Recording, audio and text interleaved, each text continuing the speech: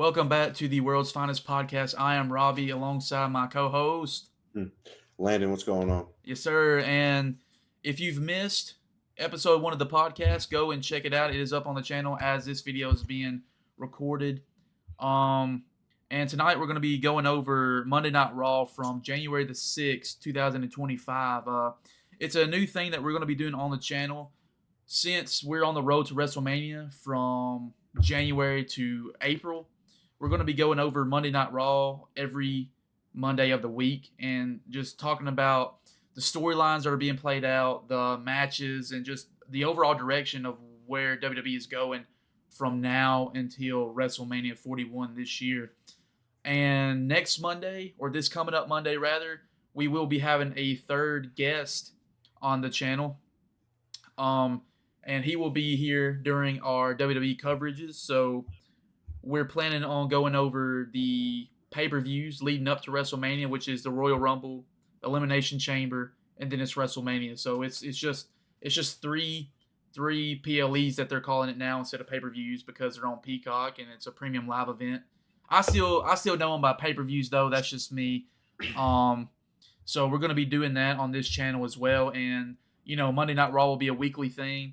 I don't know if we'll really get into Raw after WrestleMania, only because the most important stuff happens on the road to WrestleMania. We've been talking about reviewing the big four pay-per-views, which is the Royal Rumble, WrestleMania, SummerSlam, and Survivor Series. So we may still do those pay-per-views after WrestleMania. So they'll have more like Money in the Bank. They'll have Clash at the Castle after WrestleMania. They'll have Backlash, but the big four we are going to be sticking to, and not really these smaller PLEs. So we'll give a review of SummerSlam when it happens and Survivor Series, and then next year we'll go and do the road to WrestleMania 42. What's going on, bro? How are you feeling today, man? Oh, I'm doing pretty good. I had 24-hour duty the other night, so I slept most of the day. I kind of recovered from it, but I kind of got energy right now.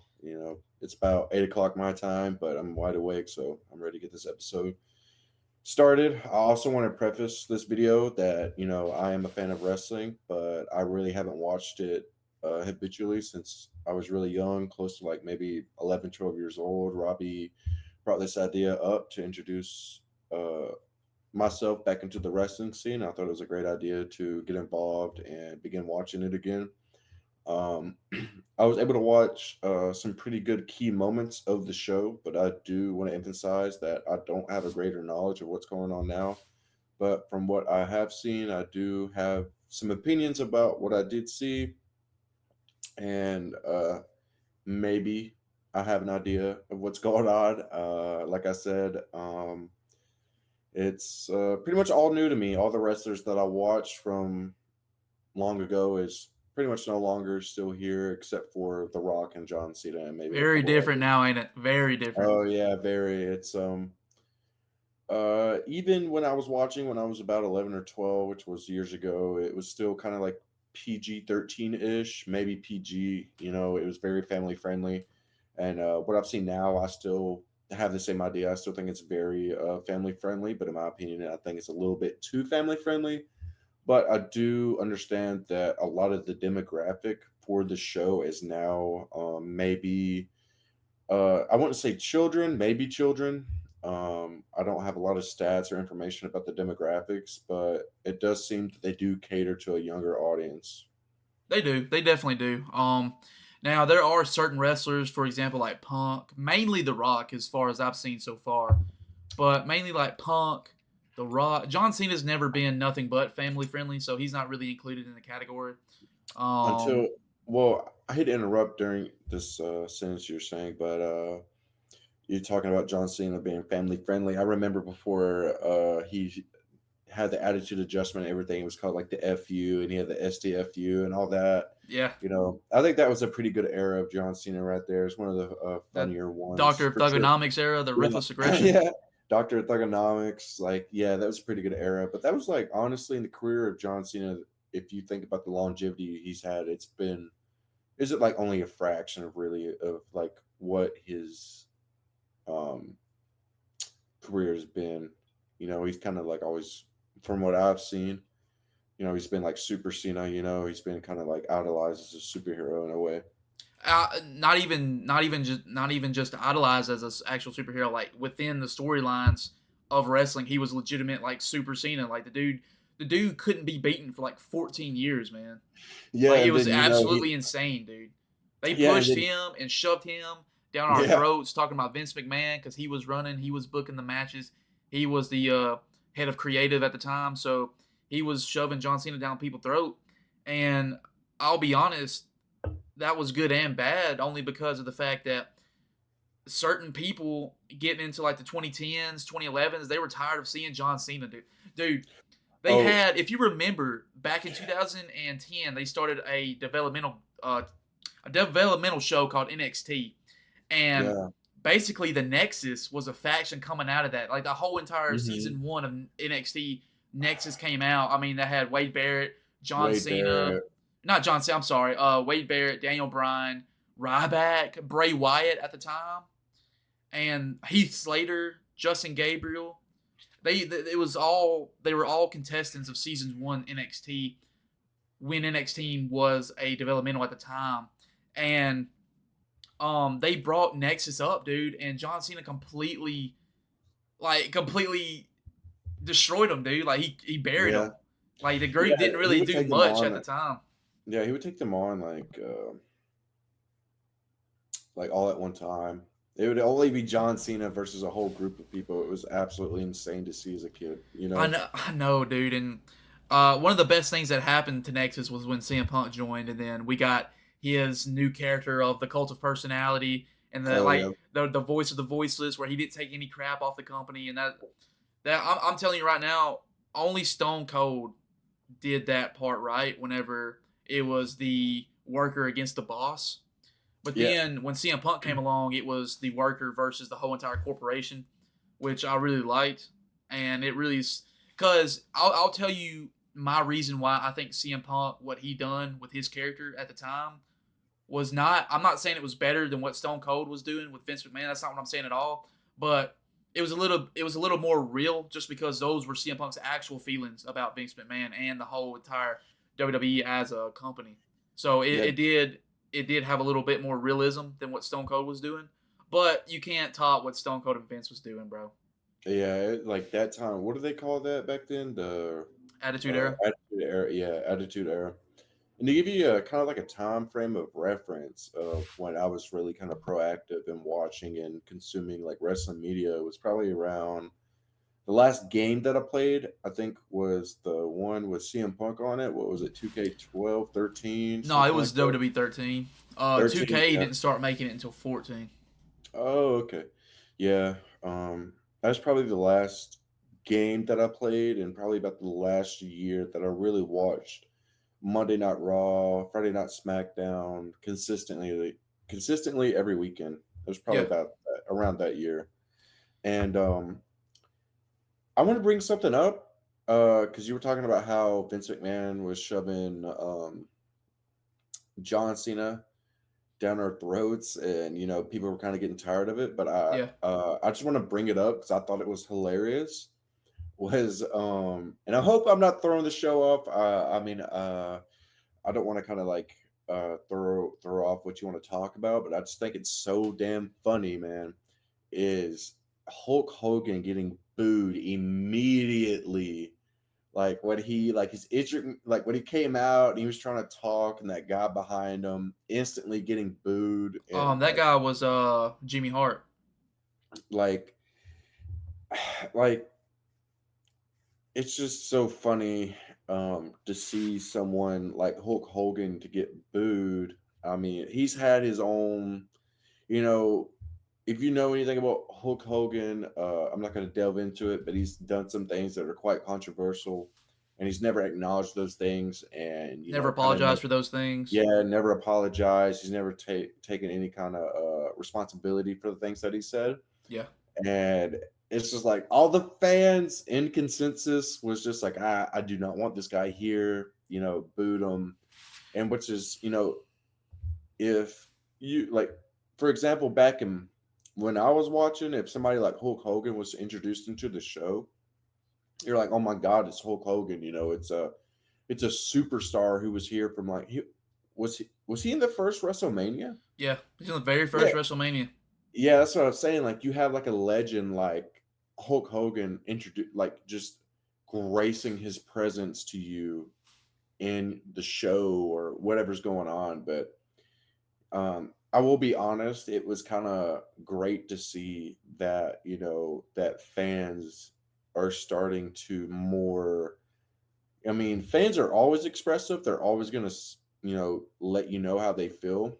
Yeah, But I feel like it's even more now. So, especially with social media, how it's present, people can come to a decision all together and just like they did with Hulk Hogan instantaneously, even like while it was happening live, he was getting booed. I've seen posts on social media about how nobody likes Hulk Hogan anymore and stuff like that. And I just think that like it seems like it would be bad for the wrestling community, but from me being a little bit like I'm only about 4 years older than Robbie, but just seeing how people can share ideas about a wrestler faster and more concisely, I think is good for WWE because then they can direct the show in a better I'm trying to think of a better word than just way, but I think they can direct the show for in the way the fans favor, I guess you would say. the thing is though is that like no one wanted him there anyway. Like I understand why they put him on there because his beer company, like WWE sponsors his beer, and I think his beer logo was Yeah, on the but mat, and it just like dude, no one wants him there. He's irrelevant. I mean, he what he done really for the is. company at his time was actually Was good. great. I mean, it was Yeah, great. I mean, catapulted them. he catapulted Vince McMahon because Vince McMahon took over all the territories of wrestling and made it into one, the WWF, the World Wrestling Federation. And Hulk Hogan was his head man. And I mean, they needed that at the time, but we don't need it. We're in a new generation of superstars, man. We do not need that. We don't need legends coming back. Like, don't get me wrong, The Undertaker's appearance on Monday Night Raw was great, It was, but there is no need for yeah, it. There's no need yeah, for it. yeah. Like so, when it came to the Undertaker's appearance with what's her name? Rhea Ripley. Yeah, Rhea Ripley. When it came to her, and she had uh was leaving or whatever, and he had came out and drove a circle on his motorcycle, the American Badass Undertaker. That persona that he has. It's I don't know. Like it feels cool seeing the American Badass, like someone my age who is a little bit older. It's cool to see that, but it's kind of like once you're in a direction of wrestlers that are younger and they're trying to make a name for themselves, you kind of really got to relax on bringing the older personas back because once you do that, I think it really does hinder the progressiveness of the company.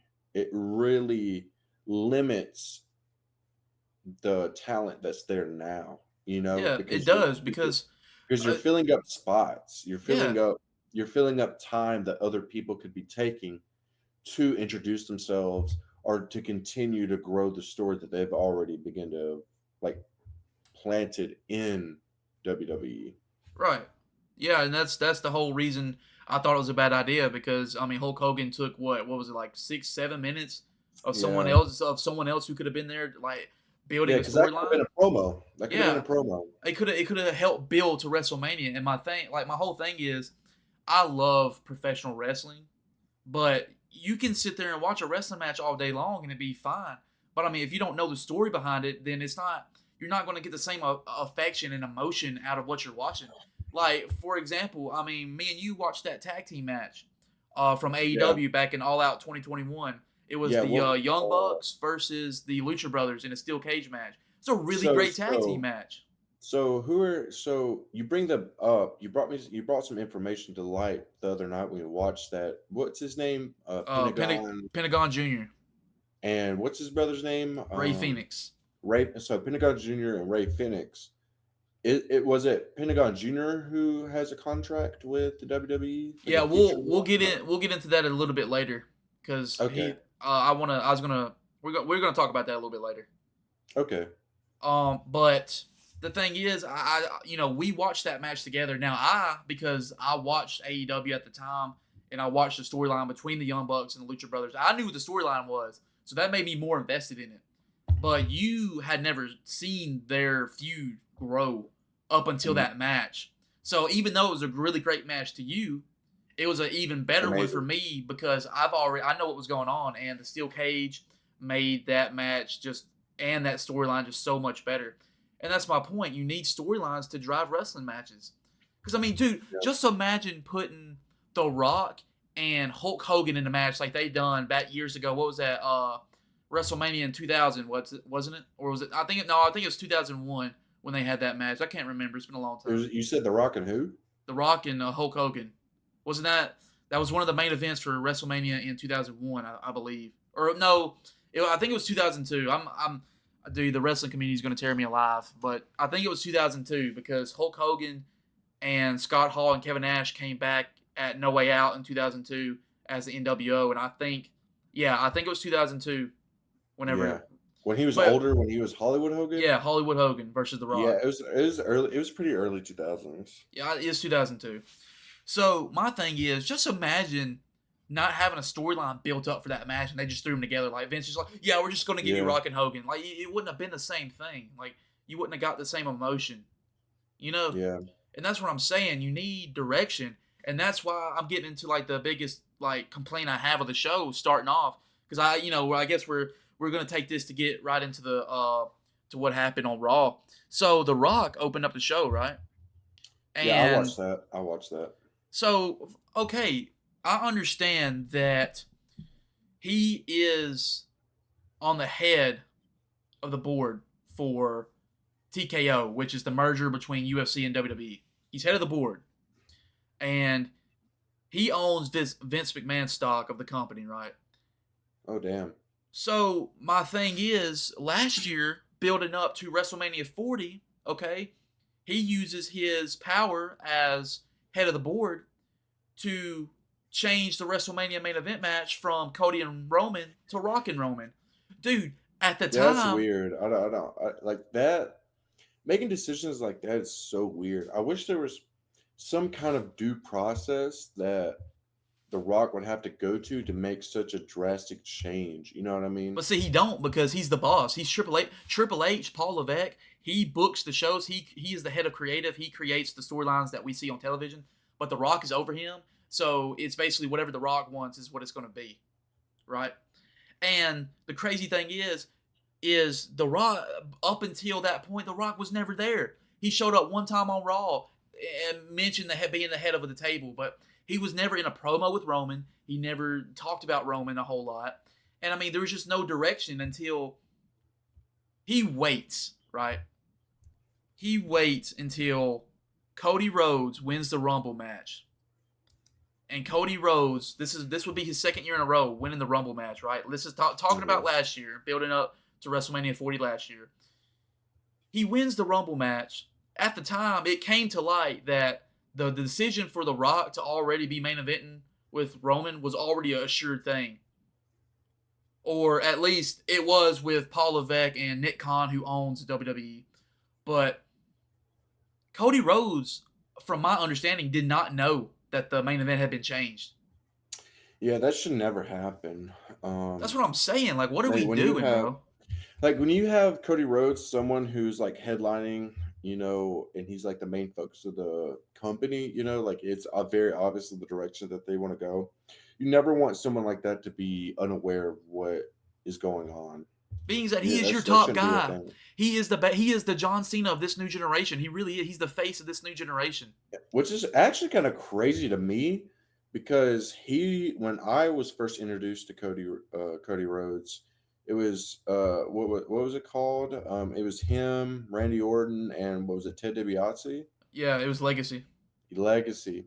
Dude, when I first got introduced into Cody Rhodes' character and like everything he's about, it's so drastically different because if you were to have watched Cody Rhodes from back then, I don't think you would have seen him.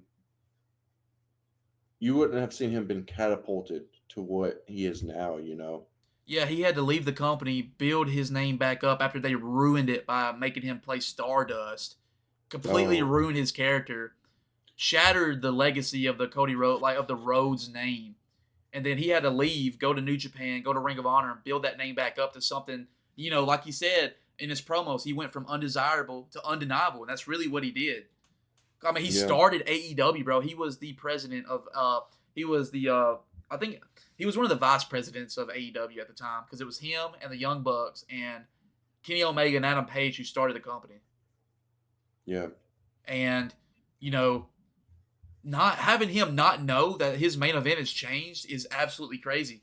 And the thing is, they made him go on live television after the Rumble, after he pointed to Roman, because, he won the build-up to WrestleMania 39. He won that Royal Rumble, but he lost to Roman at WrestleMania 39. And then this was his redemption shot. So he won his second Royal Rumble in a row, and he was going to WrestleMania 40 to fight him. And the thing is, I think it was that following SmackDown, Cody Rhodes goes up to Roman and tells him, yeah, I'm going to take everything from you. I'm going to take that championship from you, just not at WrestleMania. Like, what? This is the guy who won the Royal Rumble. That's the whole entire purpose of that pay-per-view, of that stipulation match, is so the winner will get his main event shot at a world championship. And he picked Roman. And the whole story that they were building was his redemption against Roman Reigns. Because no one in the historic record of Roman Reigns I think Roman Reigns held the undisputed WWE Championship but he held it for 1,400 days. Okay, that's 3 years and some change. And the thing is that Cody was the guy. He was the ultimate face to beat Roman Reigns.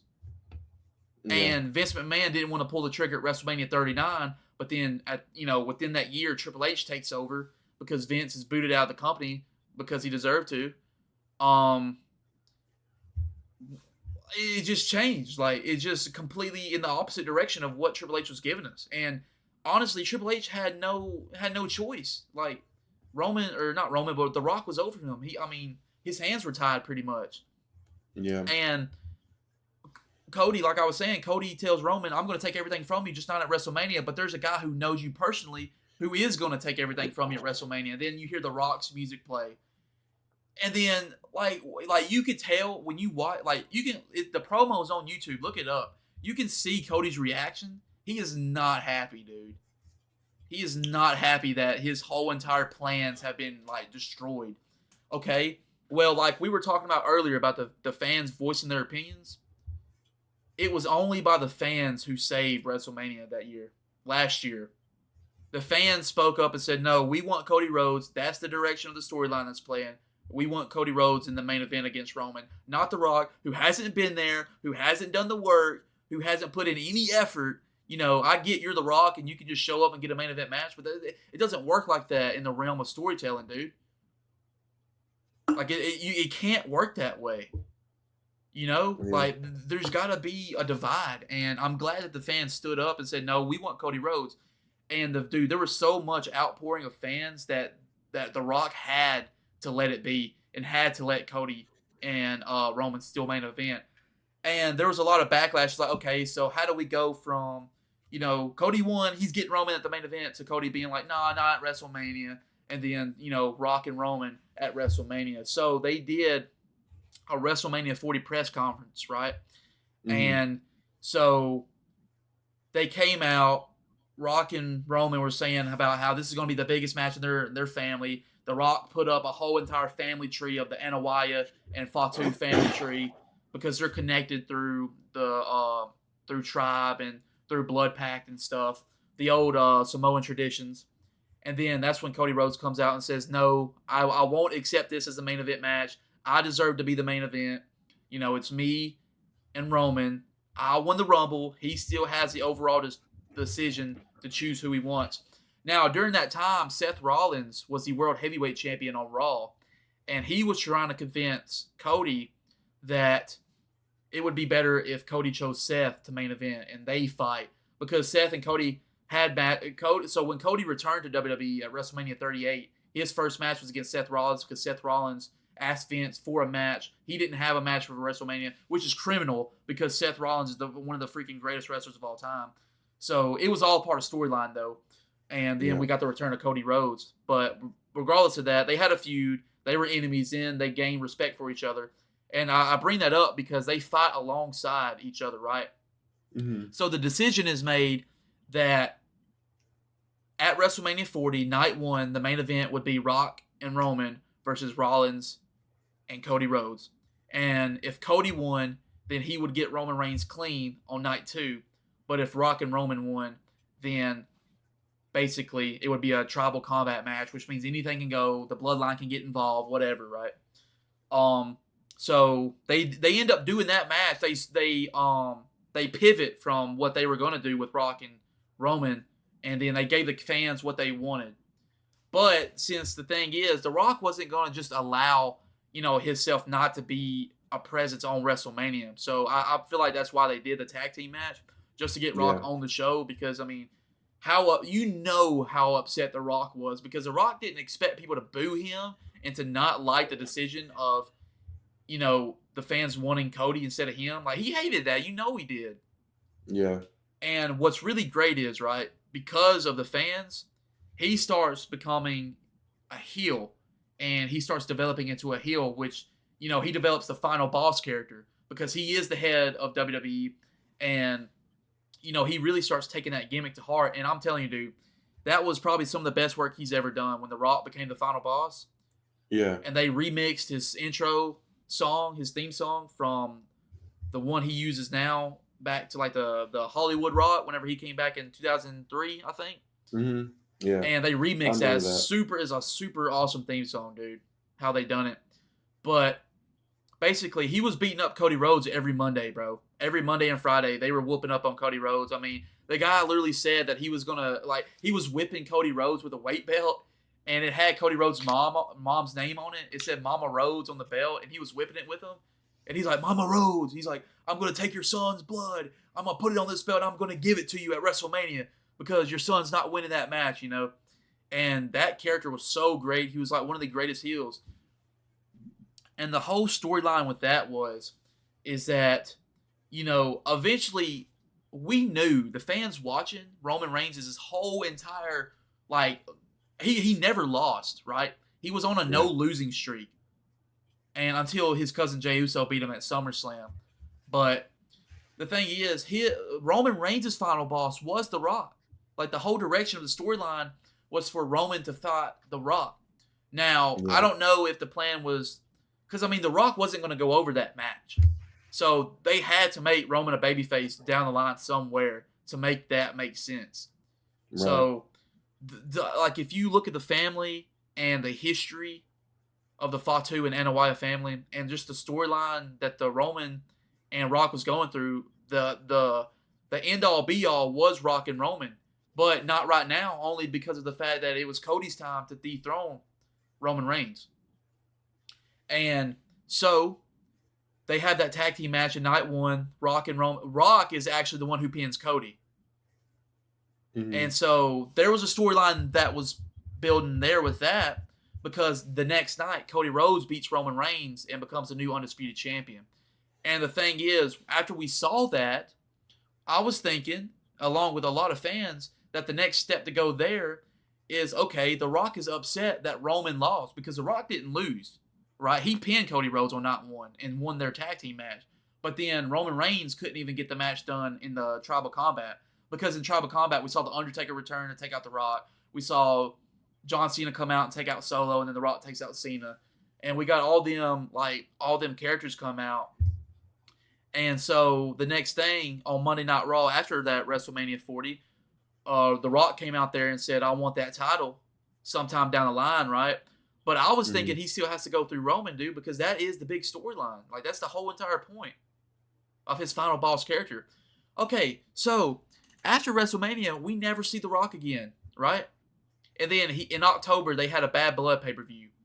And he comes out, he goes 3, 2, 1, does the throat slash, because Roman Reigns and Cody Rhodes teamed up to go against the new Bloodline. Because Roman Reigns took time off television, right?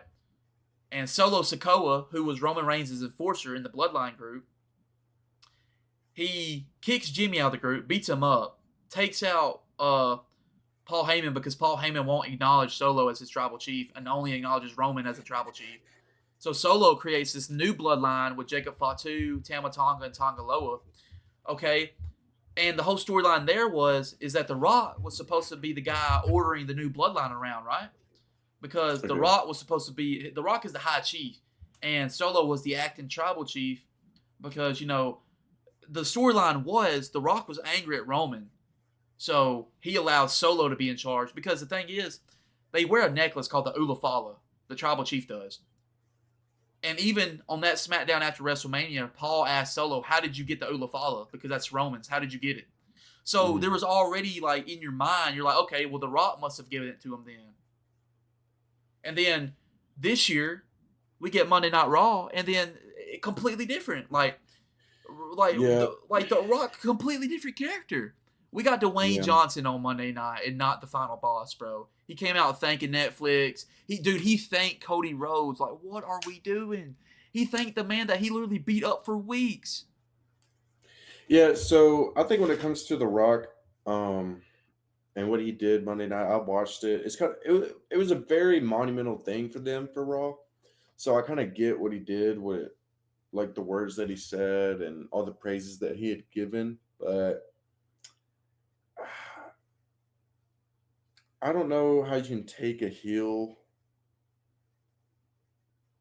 and then allow them to say the things that he said and to continue in the direction that they want to go. So, I mean, they could play it as like a bad guy trying to look good, you know. Yeah, I mean, they could try and go that direction, but I really just don't agree wholly with what happened with The Rock and the promo he did. yeah. I mean, I understand he has to be corporate Rock, corporate Dwayne Johnson because of the new deal with Netflix, and that was their first time on Netflix for now on. But the thing is, how crazy and how awesome would it be if The Rock did none of that, came out, actually stuck to the storyline that they were building, and dragged Cody Rhodes across that barricade and beat the crap out of him on Raw? That would have been so much better than anything we gotten from his promo, dude. He wouldn't even have to say a word. Just grab Cody Rhodes and beat the crap out of him, drag him into the ring and whoop him, bro, again. And then Yeah, obviously I would hope that he would actually acknowledge that, like, I'm not done with Roman Reigns either. Like, Roman, this is the guy we helped you. This guy put a bad name on our family, took the main event from me, like per storyline, and like, yeah, Roman, I don't appreciate you tagging with him. This is what happens when you go against the final boss. And then it's yeah, like, Roman, you're next. That's what we should have got. That's what we should have got, dude, and we didn't get none of that, bro. yeah. And I maybe they. that really made me so angry, dude. I mean, if they like know what they're doing, they can kind of spin it and make it seem like a bad guy trying to be good. Because they've done that in the past. They've done that in the past with Randy Orton. Like with Randy Orton, he was generally a heel, and there would be moments of kindness, but it was always to capitalize on his own wants. So Yeah, I think they could do that with The Rock. I think they could kind of spin that around and try to make it make sense in a way. yeah, Um, but I think that's kind of got to be the way that they go for it to really make sense. The things that you're telling me and how the storyline's going, I think that's kind of really the only way that can really work it. The only way I can really make sense of it, I related it to Randy Orton and how the couple things that he had done in his career when he was kind of doing, his heel character or kind of what was going on there. Kind of also relates back to Vince McMahon when I was growing up watching him, mhm, like with Vince McMahon, he would be Vince, he would ultimately look out for the company or do things for the company, but the underlying reasons for a lot of things that he did, it looked as if it was more personal and it was all just for him. You know what I mean? yeah, Disguised as praises, rewards, or whatever it may have been. So I think they can kind of work that angle and make it, make The Rock seem like, oh, like he's not all that bad. but in reality, he is. You know, Yeah. I think they could work that, and it makes sense, and it worked good with the story that they have. Now, if they want to do this, which I heard a rumor right about the Royal Rumble. Hmm. I heard they've done this before. Not to this extent, but they've had an entrant of the Rumble not come out, right? So with the Oh, thirty okay. man the 30-man Rumble match, they could do one where an entrant doesn't come out, right? Okay. And then John Cena will be one of the final four of the Royal Rumble, and he eliminates whoever he eliminates, and he thinks he's about to win. He thinks he's won the Rumble match, right? Yeah. But then number 30 comes out, and that's The Rock, and then The Rock throws him over and gets the main event match with Cody Rhodes for the WWE Championship. Yeah.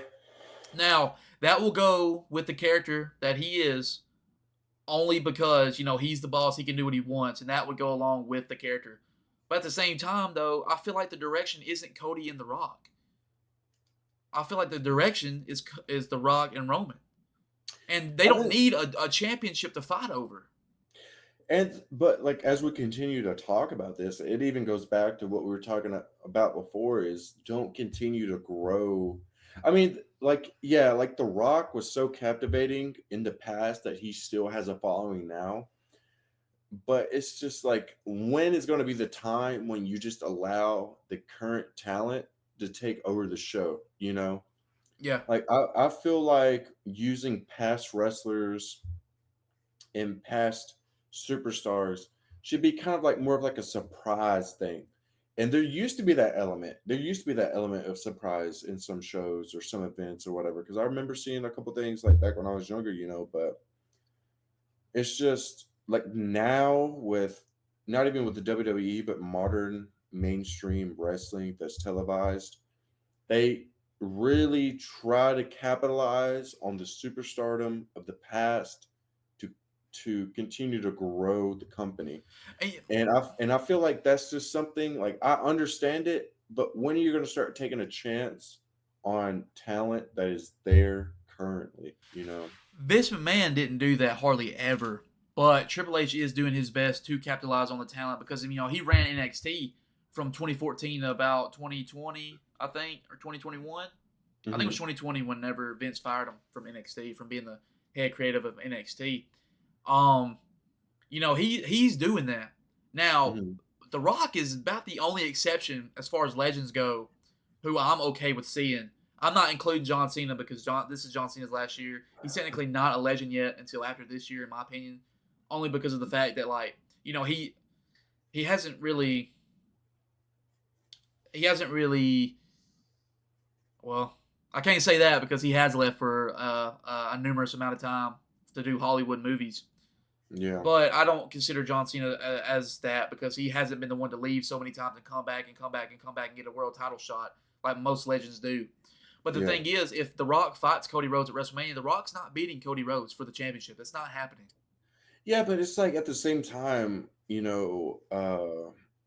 like I said, I haven't really followed the storyline that much, and I really don't know the fans like like how the fans feel about it. But just from what I've seen, it's just like, why would you want it to be The Rock and Cody Rhodes? Like, why not let it be Roman Reigns and Cody Rhodes? Well, Because that would that's be something three that. straight WrestleManias in a row that they fought in the main event. But I mean, if not, if I mean, but I mean, that's what they're working towards, really, is it not?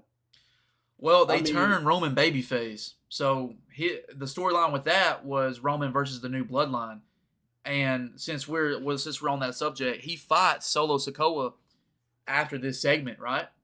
mhm, And he beats Solo Sikoa and gains the Ulafala back, okay, which should have meant that The Rock either should have sabotaged Roman and kept him from winning, or he should have, like, whenever Paul Heyman handed Rock the Ulafala to give to Roman, he shouldn't have gave it to Roman and be like, yeah, you don't deserve this.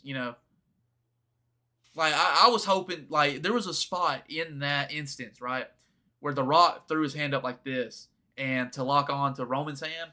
I don't know the way the camera was angled and how it zoomed in. I swear I thought The Rock was about to deliver a rock bottom to Roman, dude.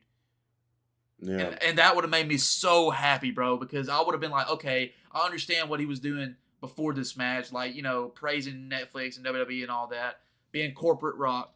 But then if we would have got that, I'd be like, yeah, well, then what happened earlier was fine then. Like, I have no problem. But the fact that he didn't do anything to Roman after Roman lost to Cody at WrestleMania, was beaten up by the new bloodline, because from all the fans' assumption, the new bloodline was being orchestrated by The Rock.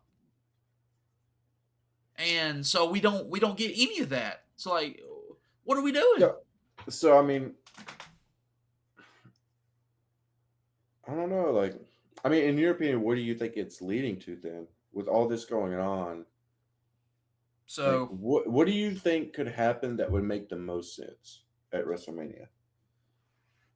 because of what we've seen, a lot of people are saying Cody and The Rock, and honestly, who I want Cody, like, people are saying John Cena and Cody Rhodes at WrestleMania. I'll tell you what I want to see at WrestleMania. I want to see Randy Orton versus Cody Rhodes at WrestleMania, because over That would be crazy. On SmackDown, they've been teasing that, because every time Cody's been helping out, or every time Randy's been helping out Cody Rhodes, they've made sure to have Randy Orton eyeballing that title. Now, he was taken out by Kevin Owens, because Cody Rhodes is in his own another storyline with Kevin Owens, because they're going to be fighting at the Royal Rumble, and they're putting you remember the Gold Eagle Championship from the 90s that Bret Hart had? Yeah. They allowed Cody Rhodes to bring that out on Saturday Night Main Event for one time. Okay.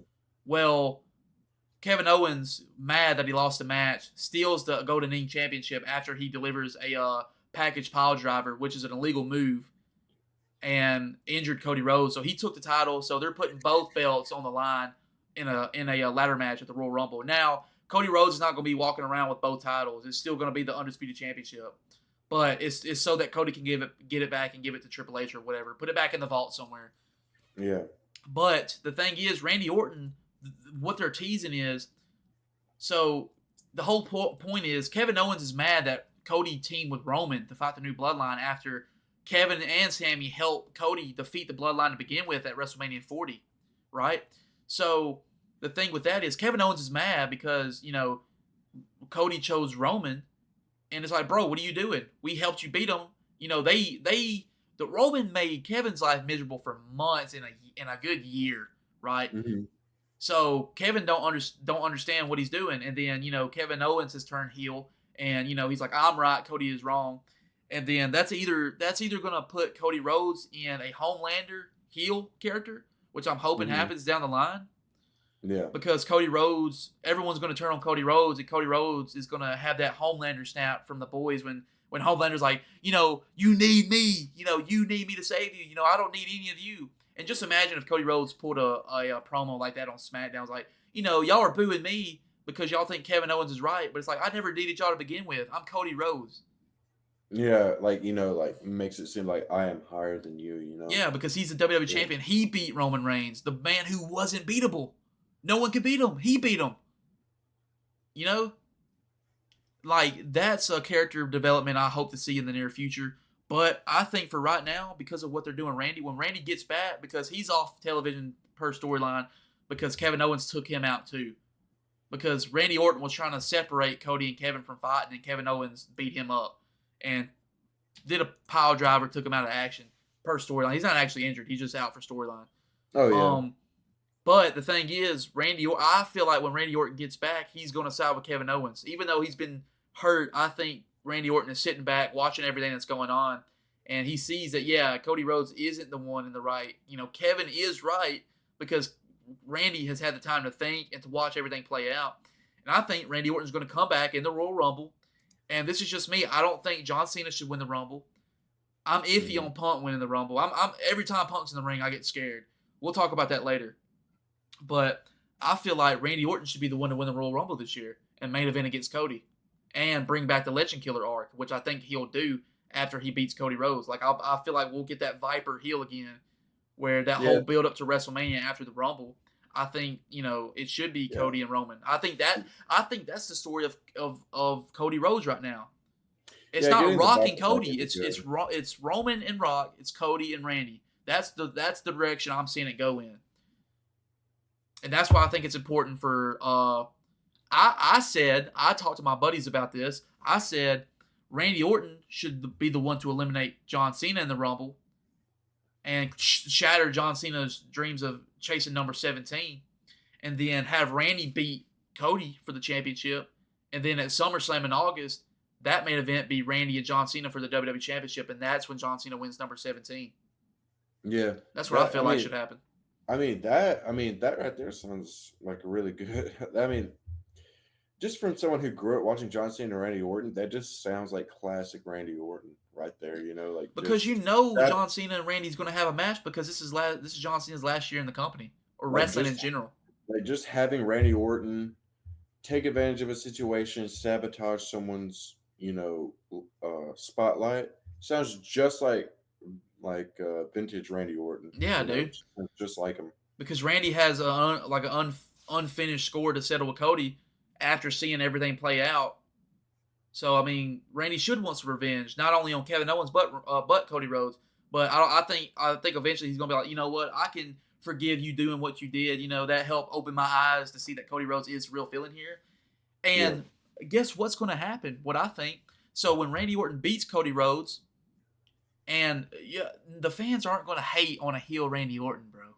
They're gonna love Randy Orton for being heel and for beating Cody Rhodes. So that's going to push Cody Rhodes in more into that Homelander character, and we're going to win. We're going to have 2 wins of the situation. It's a win-win situation by like storyline and by the fans' perspective. Like it's a double win situation, dude.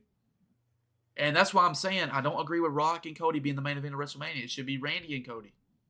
Yeah. Now, as far as who John Cena fights at WrestleMania, I don't know, to be honest with you, because on Raw, Gunther is the World Heavyweight Champion. Whoever wins the Rumble will more than likely be challenging for the WWE Championship. If Punk doesn't win the Rumble, or if Randy doesn't win the Rumble, I think Punk will win the Elimination Chamber and earn a spot at WrestleMania against Gunther. And I think he'll beat Gunther at WrestleMania if they give that match to him. Or they may continue, like with the main event of this show of Seth Rollins and CM Punk. They may continue that onto WrestleMania. They can do that, I guess. Drag it out like that.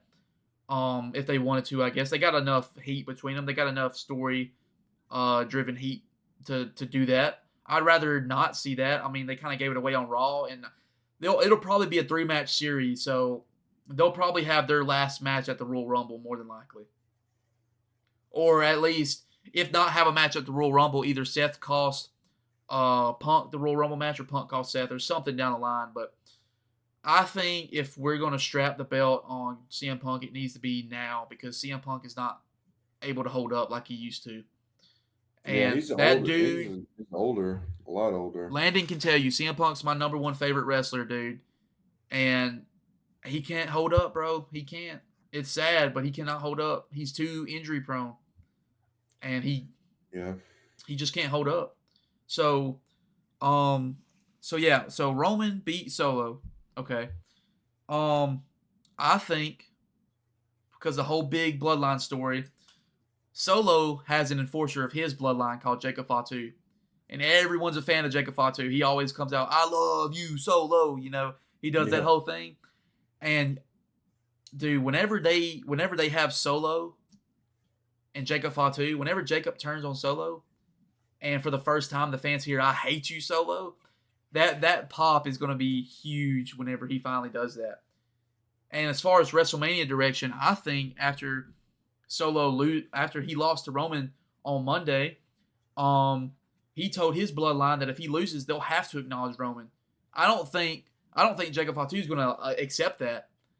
And I think that's where we're going to get Jacob saying, I hate you, Solo. And I feel like the right direction for that is at WrestleMania have Solo Sikoa versus Jacob Fatu. I think that's the direction for Solo. As far as the Tongans, Tama Tonga and Tonga Loa, I don't really know what they do, to be honest with you. But after that match between Roman and Solo, I feel like the direction for that should be Roman, Rock, Solo, and Jacob. And that's honestly what I feel about that. Um, how did like what did you think about the Roman and Solo match? Like, how did you feel about it as far as like the in ring work and things like that? So when you ask in ring work, are you talking about like you Because talking you know about they like tell stories within the match. You know what yeah? I'm saying? So when I watched the video that I watched, it showed like everything that was going on. It showed Kevin Owens coming in and all that stuff. I feel like it was not bad. I feel like it was good. I feel like it was kind of I don't know. I do not want to say something to upset people that watch wrestling. I'm someone who is going to be honest about what I see. It kind of just seems like almost like the wrestling itself was fantastic. You know, as someone who I like to watch wrestling, but personally, I don't like watching wrestling where it seems like you can tell that it's telegraphed. You know what I mean? Yeah. And it wasn't so much that it was really good. I liked it. It felt very fluid, but it felt honestly kind of like a formula, you know, like running the no, I wouldn't say like run of the mill, but it did feel like they kind of filled out a formula that's kind of been going on since wrestling's been going on with, you know, Roman fighting what's his name? I'm really bad with names because I'm Solo just now Sikoa. yeah, Solo. You know, like they're fighting, Kevin Owens comes in and all that, you know, it kind of feels like run of the mill type of thing, but altogether it felt good. It was fluid. It didn't there wasn't a moment during that match where I was watching where it felt like Boring. yeah, boring. Yeah, boring. Like it felt like it was telegraphed. It actually was a joy to watch. I enjoyed it. And then, you know, having him win, and then after he had won, having The Rock, you know, display, display it. The what did I The don't want to call it Ulafala. the Ulafala. Yeah, I don't want to be disrespectful, but the Ulafala, you know, having him display that and then lay it on his shoulders, around his neck, and everything. You know, I thought that was a cool addition to the end of the match.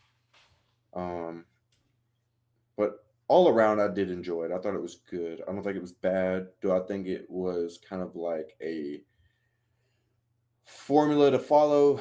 Yes. But do I think it was performed well? Also, yes. You know, Yeah. but as someone like me who has watched when he was younger and now getting back into it, I'll be honest. There's a lot of things that I see that you know, kind of just like I say, I feel like there's like a formula to follow, and you know, you follow that formula, and you kind of add your own twist to it for the storyline that's going on. You know, you can make it work. But I'm kind of just honestly like watching all this. I kind of just want to see something that I haven't seen before, and I mean, it's kind of hard to do that when wrestling has been around for so long. Yeah. But I do think that they have the talent and the creative direction to create a misdirection in the story to allow that space of wonder among the fans. And that's what I'm kind of waiting on. And it's really easy for me to fall into that, you know, like I know where one thing's going, but it's not. Yeah. But when you have someone as seasoned as yourself, you know, you can see things from a different perspective and you just know kind of really what's going on. So I'm really trying to pay attention and like trying to see if there is that good misdirection, that storytelling that's going on. And another reason why we're doing these raw reviews and having wrestling as part of our podcast channel is because I do want you to get back into wrestling, and because the people watching us and who are actually fans of WWE and of just pro wrestling in general, like for people who know the storyline is so good, man, and for someone who's just now getting back into it, this is a good way it's a good way for you to stay in tune to what's going on since we're going to be talking about it weekly. And it's a good way Right. for you to get back into it because I'm telling you, bro, the stuff we grew up with, it was great. Don't get me wrong, but the storylines that are being told out now, dude, are like they're not measurable, dude. Yeah, I'm trying really hard not to let nostalgia kind of take over my opinions. And it's So I'm easy. trying to keep I'm trying to keep an open mind about everything. So, the nostalgic part, it's there, but it really doesn't decide my thoughts on what I see. I think what's going on right now is great. I think the creative direction and the storytelling, I really don't have an idea of the past, the present, and the future. But from what I've seen, from what I watched, and then what we're talking about, I Yeah, think it's great. It's captivating enough to have fans talking about it consistently. I've seen that on social media about people genuinely arguing about who should be champion, who should not, where the things are wrestling going, where community, it's bro. not. The internet wrestling community is a bunch of savages, bro. It's all tribalism, dude. They get mad at you if you're a fan of AEW. They get mad at you if you're a fan of WWE, bro. I stay off of Twitter or X, whatever you want to call it. I stay Yeah. off of that, dude. It's a cesspool of negativity, bro. And you just cannot win with anybody, dude. And luckily enough, YouTube's not bad. So when people watch, I mean, hopefully, we want for those who are watching, we want your thoughts. I mean, how do you feel about the match between Roman and Solo? How do you feel about The Rock's promo? How do you feel about the main event, which we're going to talk about in a little bit? Like, what was your thoughts about Raw in general? You can put those in the comments down below while you leave a like on this video. So I just want to get that out there. But continue on with what you were saying. I mean, we're just gonna I'm just gonna continue really reiterating what I said, like when I began talking about this. This is probably like the fourth time that I'm bringing it up. It's just, I just want to continue to see a little bit of misdirection. That's really all I want to see. I really hate to watch something and then within like the first 10 minutes of seeing something or 5 minutes, just kind of really knowing what's going to happen. I kind of, I want to have like that episode or two where I have to watch more of it to really get an idea of where it's going. You Yeah. know, And I I feel re- like the more you watch and the more you really like not really study, but the more you just pay attention, the longer you watch, you're gonna be able to pick up on where the direction's going quicker and easier, dude. I'm telling you, dude. It's yeah, easy for me, dude, because I've watched it for so long. I've been religiously watching Monday Night Raw and SmackDown, all the WWE products since 2013 because that's when I really started getting into it and like knowing what we watched it as kids back in like '08, '09, 2010, but we didn't really religiously watch it. So I didn't start that until 2013. And my knowledge of wrestling has yeah. grown a lot and my knowledge for the business has grown a lot. And with that match out of the way, the next thing that come on was John Cena. And basically he told everybody that he was on a 2000 I think it was 2400 day losing streak. And Damn. when we were talking about legends coming in, right? And they get these main event matches, they get these world heavyweight champions. John Cena hasn't been like that, right? He has lost Mhm. every match since he has, you know, became a part timer, right? He has pretty Yeah. much lost like every match. So we're about to get Super Cena back for this year, like in full, That would be awesome. full gear. We're getting John Cena in full gear, being Super Cena character, man. And he said that the only way he can chase number 17 is if he wins the Royal Rumble. And I just think him winning the Rumble is too predictable, man. I don't think it should be him winning the Rumble. I feel like there's a way around getting him there without winning the Royal Rumble, dude. I don't think he should win the Rumble. Yeah, I mean, if he doesn't win the Rumble, I mean, I really don't know how things really operate now, but maybe if he doesn't win the Rumble, maybe he could build some momentum leading up to a main event. You brought up SummerSlam earlier. Maybe there's something, a storyline that they could create where it's starting to build up tension and momentum for him to go face someone who is the champion at the time. I think that would maybe be a good way, if not the Rumble. Yeah. Um, One of the matches taking place after this, it was Jey Uso versus Drew McIntyre.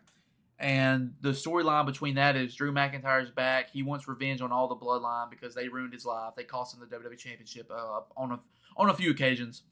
And basically, he's going after everyone who helped Roman Reigns in the Survivor Series War Games match against the New Bloodline. So it was Punk, it was Jey, Jimmy, Sami Zayn, and Roman versus the New Bloodline. And Drew's been targeting Jey and Sammy, and also Jimmy, but Jimmy's more on SmackDown than he is on Raw. Okay. Drew McIntyre's been attacking Sammy, attacking Jey, and he's not going to mess with CM Punk because he just got out of a long feud with him. And he understood why Punk joined because Punk called in a favor with Paul Heyman. We don't know what that favor is yet. Maybe if he doesn't win the Rumble, he calls in Paul Heyman's favor and he gets some main event match at WrestleMania this year. We don't know yet. We don't really. Yeah. It's kind of up in the air about the Royal Rumble winner, honestly, because there are several people who could win realistically. So honestly, we'll just have to wait for the following weeks what direction we think or we see is really going on with the Rumble winner. But yeah, I believe it was Jey Uso who won this match. Wasn't it? Oh man, Jey and Drew McIntyre? I know this is terrible, dude. I know I suck for this, bro, but I think it was Jey Uso. Yeah, because I'm trying to remember because I tried to watch the stream, but the stream was messing up for me over here, so I kind of had to really catch some of the main matches on some online videos. I'm trying to remember correctly because I remember it kind of started outside the ring. Drew McIntyre took his attire off, and it led inside the ring. Yeah. Was it Jey? I think it was Jey who won. I mean, I can do some research real quick if you want me to see. Yeah, you can go. I'll talk about things going on while you do that. Yeah, I'll see right quick. It won't take me but 5 seconds. So Drew McIntyre with the direction he's going in, some people think Seth Rollins is going to turn heel and join Drew McIntyre, and a lot of people think that there's going to be a new faction of Drew McIntyre, Kevin Owens, and Seth Rollins. And I guess that they're kind of ending the brand split for right now, just as long as, this road to WrestleMania continues. I think Seth Rollins is going to eventually turn heel and join with the faction, and they're going to, they're basically the Bloodline Hunters. I don't necessarily think they're going after all the the new Bloodline, like Jacob Fatu, Tama Tonga, Tonga Loa. But I know Drew McIntyre said that after Solo finishes Roman, that he will come after him later on. But Solo didn't finish Roman because Roman beat him. So I don't really know as far as if we don't get Rollins and Punk at WrestleMania and they really push for this new group whenever they form, or it could be Drew McIntyre, Kevin Owens, and Randy Orton. We really don't know yet. But I feel like if they don't have nothing going on single-wise, I feel like they'll have a 6-man tag in that with that new faction of Owens, McIntyre, and whoever else. Compared to fighting up against whoever they want to put in there. Yeah, so I did the research. It was Jey Uso who won that match, by the way. Okay, that's what I figured. Jey Uso, yeah. Because as soon as before the match even started, they started fighting outside the ring, and then Jey Uso was on the attack a lot. But when it comes to that part, I genuinely have no clue. I have no idea how the storyline. Like I said, from the very beginning, when I said what I said, I really don't have any idea. But just seeing CM Punk, seeing Jey Uso, seeing Drew McIntyre, and the characters and the way that they're going. You said something about a 6-man tag team. Who would that consist of? So depending on if either Rollins joins them and Rollins turns heel and joins Drew McIntyre and Kevin Owens. Okay. That may be after the Rumble though, because Kevin Owens is in a thing with Cody, and Kevin's not beating Cody, bro. I'm just putting that out there. Cody's going to be the champion for a while. Yeah, as he should be, honestly. But personally, there's not really a lot going in that direction right now. But I feel like as the Royal Rumble and Elimination Chamber takes place, I feel like that last stretch of WrestleMania is when we'll figure out where like if they go in that direction with a 6-man tag between those three and some other team. I don't really know, man. As far as that goes, we'll just have to wait and see on that. Yeah. And then the next thing that takes place on the show is Rhea Ripley and Liv Morgan for the Women's World Heavyweight Championship. And they've been through a storyline with the Judgment Day where Rhea Ripley and Damian Priest were kicked out of the Judgment Day, and Finn Balor basically takes over. Basically, Finn Balor was jealous of Damian Priest because he was the World Heavyweight Champion, and, Damian was acting sort of like the leader, and Finn was like, yeah, there's no leaders. We're all supposed to be equals. So they didn't like it. They kicked Damian and Rhea out. Dominic chooses Liv Morgan over Rhea Ripley and helps her. I don't think he helped her win. He may have accidentally at SummerSlam cost Rhea Ripley the World Heavyweight Championship.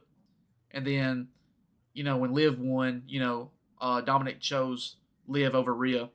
And then we got their feud going on. And, dude, Liv Morgan on an episode of Raw, like, their feud was supposed to take place a lot sooner. But Liv Morgan injured Rhea Ripley, dude. How? Like, what do you mean? How did she? So it was an accident, but Liv Morgan threw a chair at Rhea in the back, Mm-hmm. in the back room, and it Mm-hmm. broke some part of her arm, like either like Oh shit! it broke a bone, and like I'm not good with the science of bones, man, but it broke something in her arm, dude. So she was out for a while, and then Oh, so it was like a legitimate injury. yeah, it was like for a real injury, dude. Like she actually got hurt. Shit! And then it was either her arm or her nose, because I remember her nose being injured too. I'm pretty sure it was her arm though. I'm gonna get tore up if I'm wrong, dude. But I think it was her arm that was broken and not her nose. But so Rhea Ripley, she wins the World Heavyweight Championship back. At the end of the match, you see Dominic try to win her over again, and then that did not go out so well. So she gives him that finishing maneuver she does. And as far as like the women storylines go, personally, we know that Charlotte Flair and Becky Lynch is coming back. Maybe we get Rhea and Becky at WrestleMania this year, or might be a younger talent maybe. I'm not really sure about the direction of the storyline for Rhea right now, just because she just won her World Championship. So it's going to really take a minute to see what direction they want to go with her main event opponent. Yeah. So the main event, right? So talking about the main event now. CM Punk versus Seth Rollins. So the whole storyline with that is Rollins is mad that Punk came back to the company. Can I just say something right quick? I know you're trying to explain everything. Yeah. But I just feel like doing like finisher moves and kicking out of pins from them should not be a common thing. Yeah, it's crazy how much they kick out. Yeah, and during that match, even so, and I've noticed this too, there's been a couple wrestlers that use the pedigree, and I'm not trying to go off on a tangent here and kind of like stray off, so I'll just kind of keep it concise. But I think that using finishers and being like, oh my God, he's got hit with this finisher, and then he kicks out. It's like, oh my God, how in the hell did he kick out of that? Yeah. I like, me personally, I think that's bullshit. I hate that. I think, there should be some like, some captivating moves, maybe something that we don't see often, but not something that's like a finisher that should honestly realistically finish a match, if not maybe twice during the match. Yeah. At most, but that's all I got to say about that match. That really kind of, I wouldn't say that it upset me or disappointed me, but something that I noticed that I was like, it's a little too much, Yeah. That's really all I got to say. Honestly, I think that I agree with you to an extent about so many finishers in a match. Now, if there's like a time where like at like shock value, like they're brawling and then all of a sudden they get hit with a finisher, but then they're not able to capitalize on it and get a pinfall. Like they did that for like they had like that one last bit of like momentum and adrenaline they had left, and they pulled off a finisher within that, and they couldn't capitalize on it. I agree to like that if they added something like that in. Well, But I yeah, mean, the co- during the match with CM Punk and Seth Rollins, I'm pretty sure hit CM Punk with the go to sleep, and CM Punk rolled out of the ring. yeah, like with his momentum, yeah, Yeah, so like something like that, I totally get. Like it that makes sense. But to be hit with like a finisher and then like just kicking out multiple times and like it just if you watch the match, you will see what I'm talking about. It's not necessarily annoying, but it just seems cheap in a way, you know? yeah. And I don't like the cheap part of wrestling. I want to see something like, oh my God, he got hit with the go. Oh my God, he rolled out of the ring. You know what I mean? That type of shit, you know? Like that's okay. But just to get hit with a couple like pretty powerful moves and then get hit with a finisher and then he gets pinned. Oh And my God, he breaks out. And It's then just he gets like, hit with come a double on. finisher, a GTS, and then a curve stomp, and then somehow that dude is able to kick out within the breakout. Like what? Like, so something like that, you know, if you were to hold on to that towards like, I wouldn't say like so like, let's say this is the beginning and this is the end of the match, and you work your way down about the quarter end. If he were to have done that and then CM Punk kick out of that, it'd be like, oh my God, like this dude just does not want to lose, you know? Like he Yeah, just does not want to lose. He has that drive, that passion. He wants to win.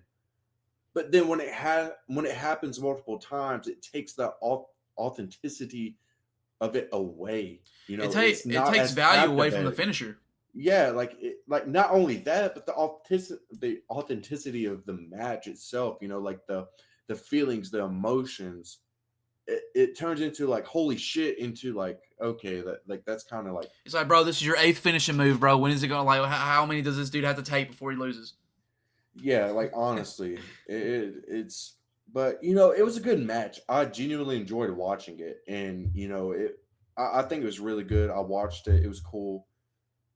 But there was a couple times where I was like, "Come on, man!" Like, you know, Yeah, it just seems kind of cheap. You know what I mean? I understand completely.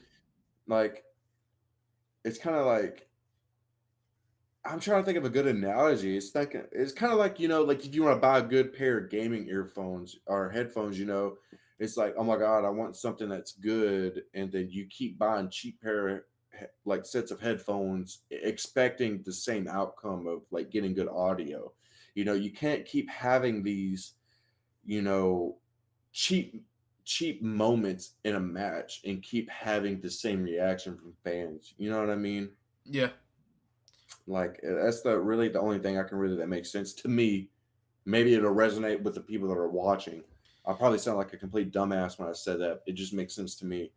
But it's just I, I like having that feeling of emotion and it just keeps capitalizing or it holds on to that and it continues on until the end of the match, you know. yeah, But I'm also really a big stickler on on like it looking telegraphed, you know.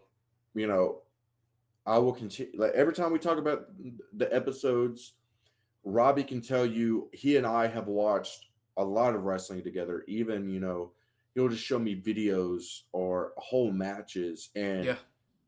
I'm very critical when it comes to the things that look telegraphed. And I know it's wrestling and I know they got to keep each other safe.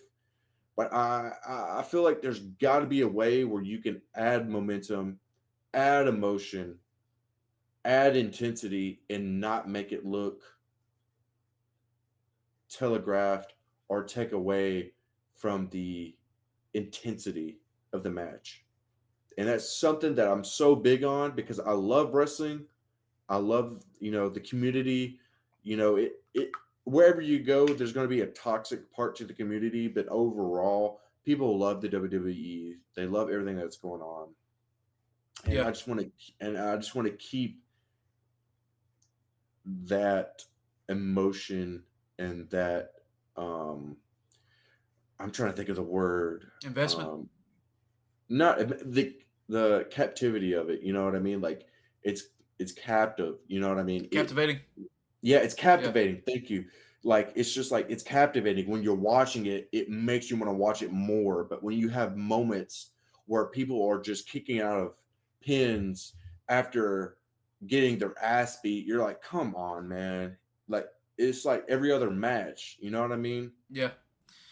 I don't know how you feel about this, but me personally, I was super duper scared, dude. I was scared when CM Punk went to that Hell in a Cell match, bro. I was terrified for his life, for his career, dude.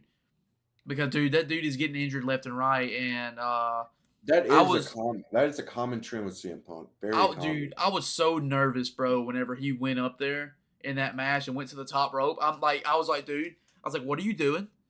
I was like, why are we allowing CM Punk to be on the top rope? I was like, why is that a thing? Yeah.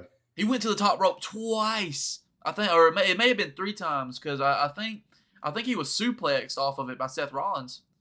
One of them times, I'm like, dude, why are we allowing him to do this?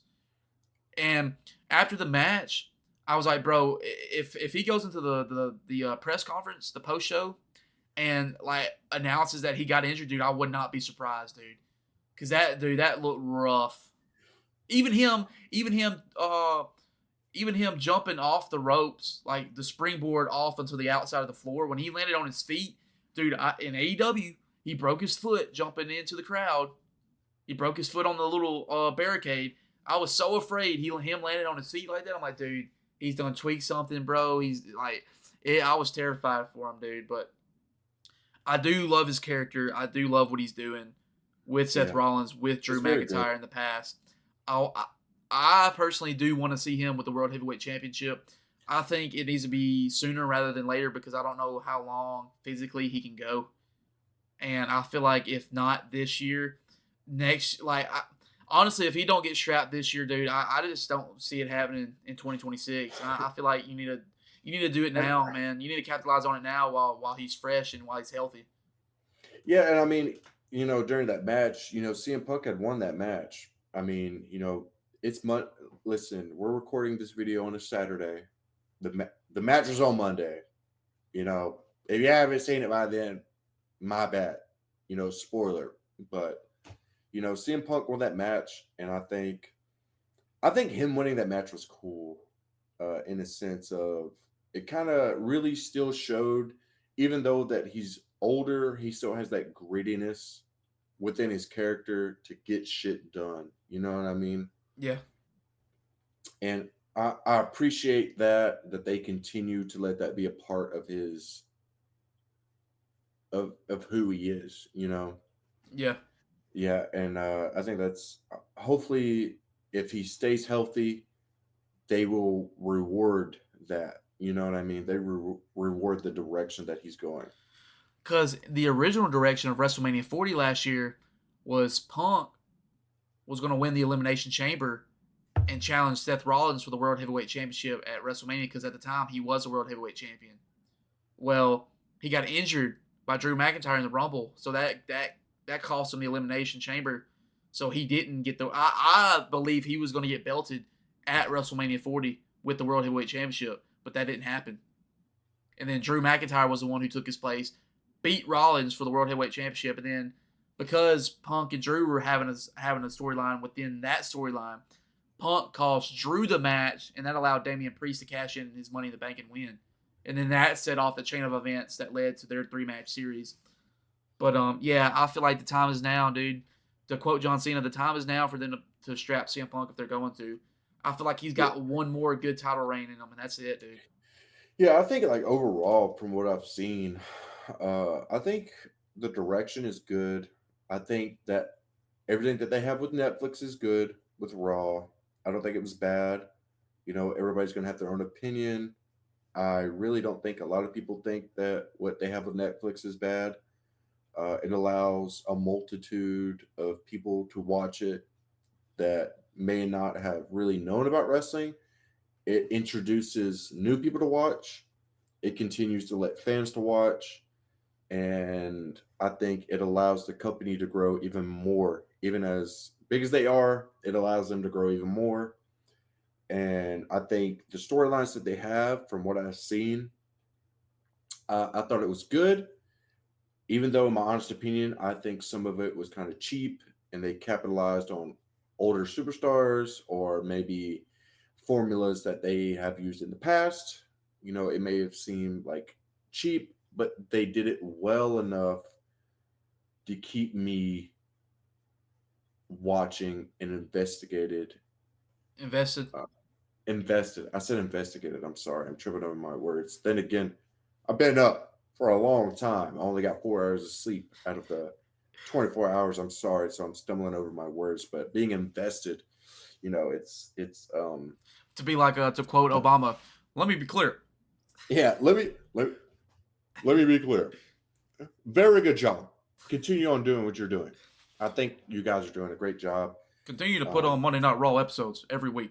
Let me be and like clear. Robbie like said before, let us know how you guys think. We're not afraid of criticism. We're not afraid to hear what you guys think about whatever. And whatever you guys comment, we'll reply to you guys. Yeah, for And sure. let you guys know how we think.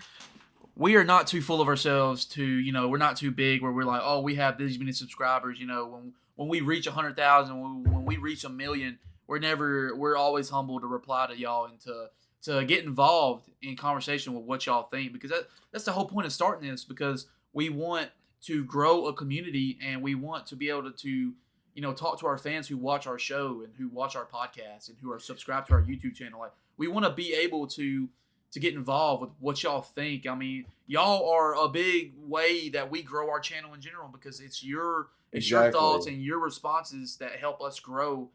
And what y'all want to see on the channel, we will make happen to the best of Yeah, our ability. exactly. Because it's not just our channel. It's not just Robbie Landon's channel. Those of who are watching, it's your channel as well, because you're a part of a community. You're a part. We're all of us together is a community, and we just want to hear what you guys think. And then some of the people that comment, if it's not just absolute, I'm gonna be honest, just some bullshit, just to get a reaction. Yeah. If it's genuine and it's like a question, or you ask something or say something that's truly interesting and challenges the way we think, And or if it's maybe of what we genuine, said. if Yeah, it's a if genuine that response, we're gonna look into that, and we're gonna yeah, actually yeah, give and then thought to it. we'll put your comment up in our videos and address you and acknowledge you and be like, hey, this is, you said this and this is what we think. We'll acknowledge that in the next video with our wrestling videos. Like, that's one thing I want you guys to be aware of, that we want you guys to be as active as we are. Yeah, And completely. uh I currently, me and Robbie, we just started the channel, so we're trying to make new uh I don't know, maybe trying to think of a word here, but more ways for you guys to be active. We're interested in trying to make an Instagram and possibly a TikTok. Well, Uh, they're getting rid of TikTok on the 17th. oh yeah, I forgot about that. TikTok, but let me look. With TikTok, it's the same thing with Vine back in the early teens of the 2000s. Those are the There glory was days. Vine. Yeah, there was Vine. There's TikTok now. That's about to be gone in a sense of America. It's going to be gone. But there's always going to be a new platform for people to post content. And Instagram's still going to be here. When there's something new coming out, we'll be on there. We'll put social media links. We'll we'll, we'll have content on there. We'll have information on there. You guys, once we have those links and the profiles and everything, we'll post those in the description for you guys to click on and to support us there as well. And hopefully make some content there that you guys can respond to, give us ideas to what we can continue to do on this channel that can keep you guys invested interested. We're also, I don't want to, take anything away from Robbie, but we're also thinking about doing live streams sometimes. Yeah. So once we get to the spot where we can do live streams consistently, we would love to see some ideas from you guys where we can live stream some content. We're only allowed to show so much, so hopefully we can show some things, break down some things, uh, and go into detail about what we think and give you guys an idea of our thoughts about the things that you guys would like to see out of our channel. And not only that, I mean, if there's any kind of podcast ideas y'all want us to cover, we have some ideas that we're gonna be doing. But I mean, if it's really important that our fans get to see what they want out of us, because every podcaster, every group of podcasters is different. They bring their own chemistry and elements to what they're doing. And if you guys know of certain topics that would really fit who y'all are watching us, who y'all have got to know our characters a little bit, how we talk to each other, how we feel about certain things. If y'all know any kind of podcast ideas that you think would go good with what we're doing here, don't be afraid to let us know. Let us know in the comment section, man, because we'll get to that. We'll see that. We'll apply that to what we're doing on the channel, and we're. What was your goal for this channel as far as subscribers this year? What did you want to do? So hopefully within a year, we're going to be consistent. We're going to be active. Hopefully, praying for it, 10,000 subscribers within a year. That would be a very good goal to meet within. That's 365 days. That's 52 weeks. And we're doing at least 1 to 2 videos a week, because we're breaking down Raw. And then we'll have our podcast episodes as well.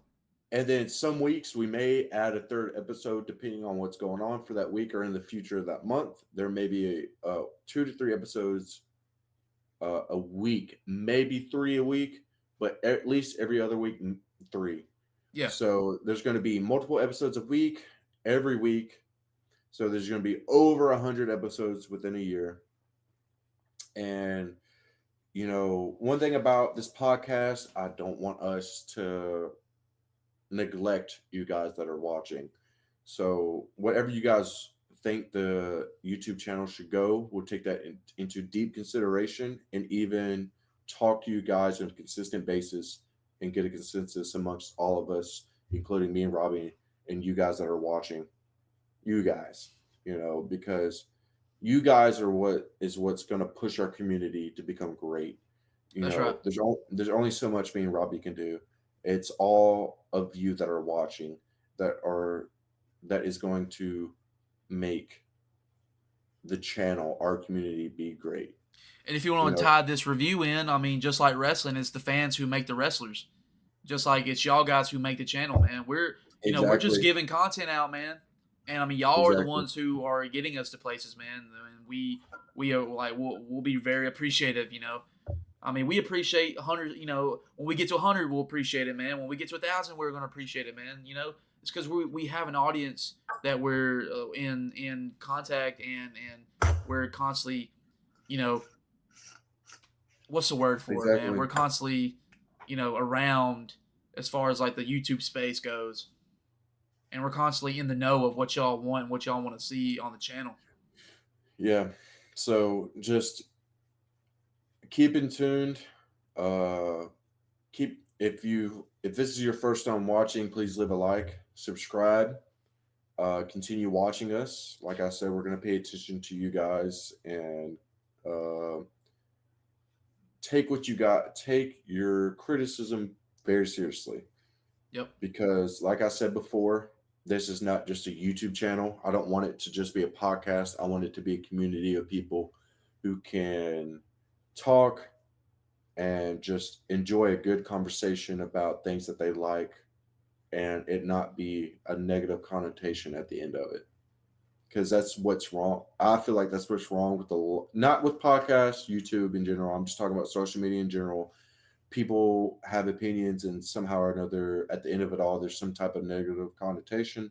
I wanted this to be a positive environment where we all can speak about a subject and whether it be an agreement or a disagreement, we all learn something from it and then can talk and laugh together. And with all that being said, guys, we appreciate you watching the video. If you enjoyed the review, let us know down in the comments, like we said in the past. Just to let y'all guys know, Monday, we're going to try to record Monday or live stream Monday, so stay tuned for that. We will be having a guest who is a good buddy of mine, who is really immersed on the wrestling product as I am. He will be on the show as well, and we're going to try to get him to be a reoccurring guest on Monday nights when we do the reviews on the road to WrestleMania. I don't know if we'll do SmackDown coverage just because not really a whole lot of interesting things happen on SmackDown. I'm sorry to say that, but it's true. Raw is the A show. Raw is where it happens, and we'll get him for the pay-per-views as well if he can do that, the PLEs. So we'll have his wrestling opinions as well as mine, and as well as Landon's as Landon gets to know the company and gets to know the storylines better as we're doing these reviews right here.